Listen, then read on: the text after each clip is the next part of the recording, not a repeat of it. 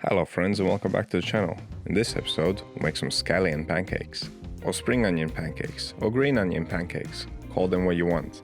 These delicious flaky unleavened breads are absolutely amazing, and they're really easy to make too. And if you want to check out more unleavened bread recipes, click the link in top right corner. Well, let's get on with the scallion pancakes, and as always you'll find a full recipe with all the details down in the video description box. So first up, let's see what equipment we need. They're cooked in a pan, so we need a pan. We need a bowl, we'll need scales, a dough scraper, a little cooking pot. We're not gonna need a rolling pin, but we will need a brush. Now on to the ingredients. For the dough, we'll need some strong white bread flour, water and some salt.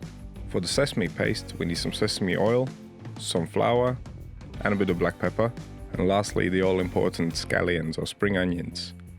First up, let's make the sesame paste. It's very simple. Add your sesame oil to a pot, add the flour and add the black pepper. Also season it generously with salt.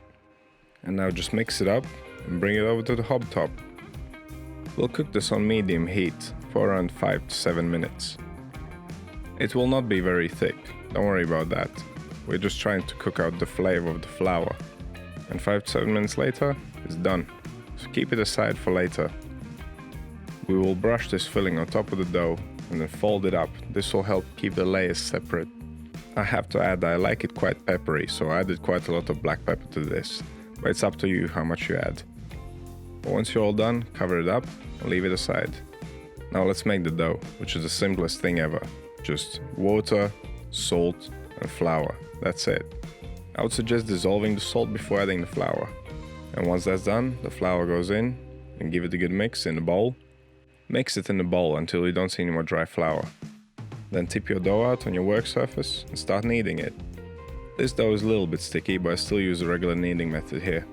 I press down and forwards with the heel of my right hand, and then using the fingers of my left hand I fold the piece of dough under the heel of my right hand, then turn and repeat. Once you've done this a couple of times, the motion will become fluent. If the dough is sticking to your hands and to your table, just scrape it up with your dough scraper and continue. It will be a bit sticky in the beginning, but it'll get less and less sticky as you continue. One thing you should never ever do whilst kneading is add flour, because adding extra flour will change the recipe. And if the dough is sticky, that's how it should be. So around 5 to 7 minutes later, the dough is a lot less sticky, it's nice and smooth. Now using our scales we can weigh it and divide it into 4 equal pieces. I do suggest using your scales for this. If you're making only 2 pieces of dough, then you can eyeball it. But when you start making 4, 6, 8, it's very hard to get them even. So just divide them up, and once they've been divided, we need to shape them. To shape the dough, flatten it out, and fold the edge over the middle, going around in a circle to reach the point where you started, and until the dough ball is nice and tight. Then tighten it some more against the table, flip it smooth side up again, and continue with the rest. And that's it. Now clean up the mess. Place these dough balls on a plate or on a tray. We'll need to cover them up with some cling film.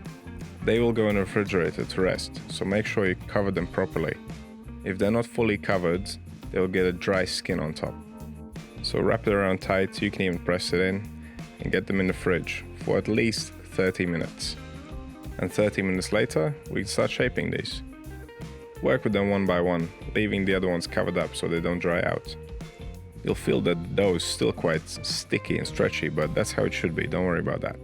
Right now comes the fun part. We need to grease up the dough ball and grease up the table, so just use some oil. I'm using plain vegetable oil, so that doesn't leave any smell on my table. The aim here is to lubricate everything so we can stretch the dough ball out. Now all you need to do is press with your fingers and go around in a circle. You want to stretch it until you almost see the table through the dough.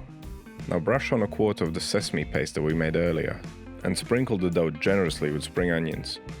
And as you can see here, I tore some holes in the dough. It wasn't intentional, but it doesn't make a big difference, so don't worry about it if you do. It will all get wrapped up at the end of the day. Now spread the spring onions all over evenly. Do you ever wonder why these are called pancakes? Yeah, me neither. Who cares? They taste delicious. I've never had a crispy pancake in my life. Anyway, we can start rolling these up now.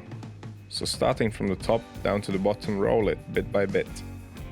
Try to have it kind of tight, but don't go too crazy, otherwise you might end up ripping the dough.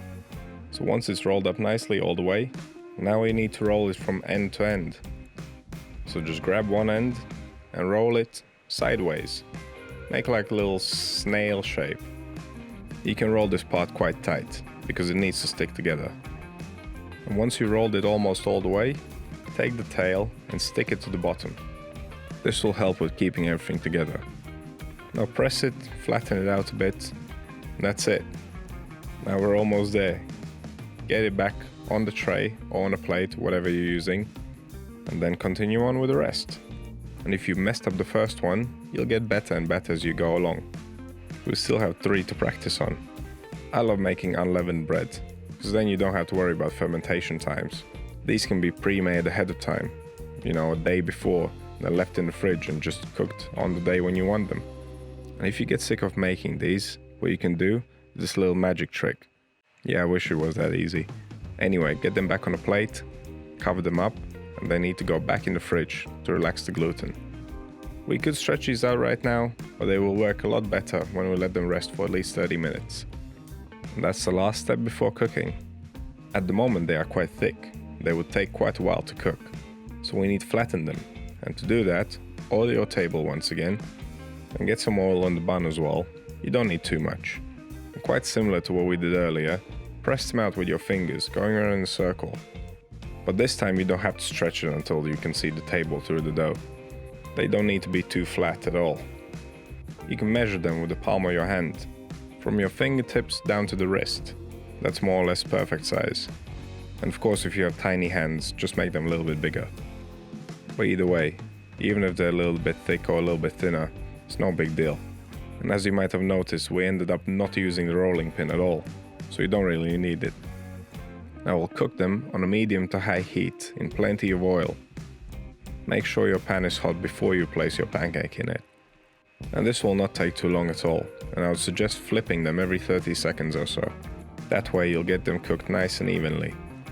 They don't take more than 5 to 7 minutes of total cooking time. And once they are golden brown and crispy all over, they're done. And then you just continue on with the next one. But that's your spring onion pancake. As simple as that. I like having these with sweet chili sauce, and they are best eaten warm straight off the pan. But you could also keep them fresh by covering them with a cloth and reheating them later.